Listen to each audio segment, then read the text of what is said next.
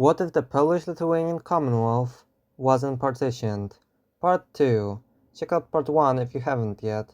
But to summarize, Prussia gets destroyed in the 7 Years' War, meaning that Russia and Prussia don't form an alliance. Then the Commonwealth makes several attempts to prove itself as a valuable ally to Russia, resulting in the signing of the Northern Accord. Later on, the Commonwealth is able to use the tumultuous reign of Paul I to rid itself of Russian influence and pass a constitution. Now onto the video. So after the Napoleonic Wars, the Polish-Lithuanian Commonwealth became one of the 5 great powers of Europe. But can the state survive in a world of nationalism? It really depends on whether or not the nobility supports the reforms which the Commonwealth would continue to issue, since there is the threat of the nobility rebelling and requesting help from Russia, similar to the Targovica Confederation of our timeline. In such a scenario, there is no doubt that the Commonwealth will be significantly weakened, losing a large portion of its eastern territories, but it's also likely that most of the nobility will get behind the reforms for the sake of maintaining the state, protecting it from the looming threat of Russia, and since many of them would be influenced by the ideals of the revolution. Even parts of the nobility that were against the reforms might be convinced so that a similar revolution doesn't happen in the Commonwealth. Another possibility is the creation of the third state in the form of Ruthenia, but that will likely result in even greater pushback from the nobility, so the state might just grant greater autonomy to the Eastern Slavs. Although a third state could still happen later down the line. As goes for the agenda of this Commonwealth, one of the main priorities might be promoting a sense of brotherhood and unity between the Western Slavs and the many nationalities that live in the Commonwealth, secretly supporting Polish, Czech, Slovak, and even a possible Hungarian insurgents in the Austrian Empire, but they wouldn't be able to attack directly as they would have to deal with Russian pressure from the east. This greater focus on the Commonwealth might result in fewer wars between Russia and the Ottomans. This balance would force an uneasy peace in Eastern Europe, although some minor conflicts might still take place. That is, until the 1848 revolutions. During the Spring of Nations, most states would be under threat from rebellions. The Commonwealth might also face several minor rebellions, since Russia would try to support them in their eastern territories, although I doubt it would be anything major. As goes for Austria, in this timeline they would have to face an even greater threat than in our timeline. They would have to deal with the Hungarian Rebellion, the First War of Italian Independence, and the Polish, Czech, and Slovak uprisings, maybe even several other smaller uprisings. However, Austria would be missing one crucial ally in quelling the Hungarian uprising: Russia. In this timeline, due to Russia's further distance from Austria and the lack of direct supply lines aside from the hostile Carpathian Mountains, the forces that they would send wouldn't be nearly as many as in our timeline, and ultimately the Austrian Empire would fall, resulting in Sardinia-Piedmont gaining Lombardy-Venetia, Hungary, Croatia, Bohemia, and Slovakia gaining independence, and the Polish part of the Commonwealth gaining Upper Silesia. Following the wars, Czechia and Slovakia would choose to join the Commonwealth as the third state in the Union. However, the addition of Slovakia to the Commonwealth will also cause friction between the traditional allies of Poland and Hungary. But the Hungarian government would likely be more worried about its other territories, like Vojvodina and Transylvania, so an alliance could still work. Another result of the 1848 revolutions is that Austria would be crippled, opening the door for German unification.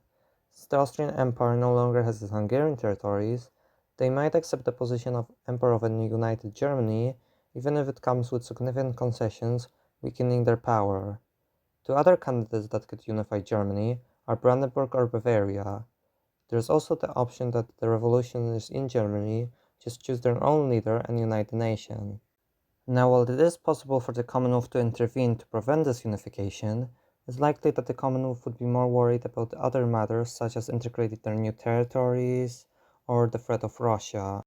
However, it's likely that the state would take advantage of the situation and take control of the undefended Lower Silesia in order to get a better border connection with Saxony, which is also succumbing to revolution. Another result of the 1848 rebellion succeeding could be that the Slavs of the Balkans become inspired and start trying to get independence from the Ottomans faster. The next event in this timeline is the Crimean War, which might actually end up being a smaller conflict than in our timeline, since in this timeline, when Britain and France join, There's also the threat of the Commonwealth and Hungary joining, and the unknown position of the recently formed Germany in all this. So Russia might choose to compromise, resulting in the creation of Romania and slight gains in the Caucasus. In the following years, Germany would establish itself as a great power and ally itself to Russia, establishing the League of the Two Emperors. Meanwhile, the Commonwealth would ally itself to Hungary and Italy, forming the New Order. This would result in a tense atmosphere in Europe until somewhere, somehow, a war erupts, whether it be a border skirmish, an assassination, or something else, most likely something over Saxony or Alsace-Lorraine. We'll explore the Saxony option. This will be this timeline's World War I. Starting the war, the New Order would be on the offensive as the two powers start falling in on them. Especially the Commonwealth would be under threat due to being the main target of the Russo-German alliance. Meanwhile, from the south, Hungary and Italy would go on the offensive, taking parts of Austria and Slovenia. Following this, more countries would join the war. Romania and Bulgaria would join the League. Meanwhile, the Ottomans would join the New Order. The situation would be tense, with both sides winning on some fronts while losing on the others. However, the general advantage would lay on the side of the League. That is until, in exchange for Nice and Savoy and promises of German territory, Napoleon III's France joins the war, turning the tides. But by this point, the Ottomans were getting pushed back all the way to Thrace, and were forced to sign a peace with the Balkan powers. However, the war would still be a drawn-out struggle, but eventually Germany would get defeated, and Russia would also be forced to surrender. In the peace treaty, France will gain the Saarland, the Commonwealth gain the Baltics, Yedesan, and lands in Ukraine, which could be incorporated into a new Ruthenian state as a reward for their contributions during the war. The Commonwealth would also gain parts of Pomerania. Romania, which would switch sides by the end of the war, gains Moldavia. Hungary would gain some border territories from both Germany and Romania. The Ottomans would regain some territories in the Caucasus. And finally, Italy would gain South Tyrol and Istria.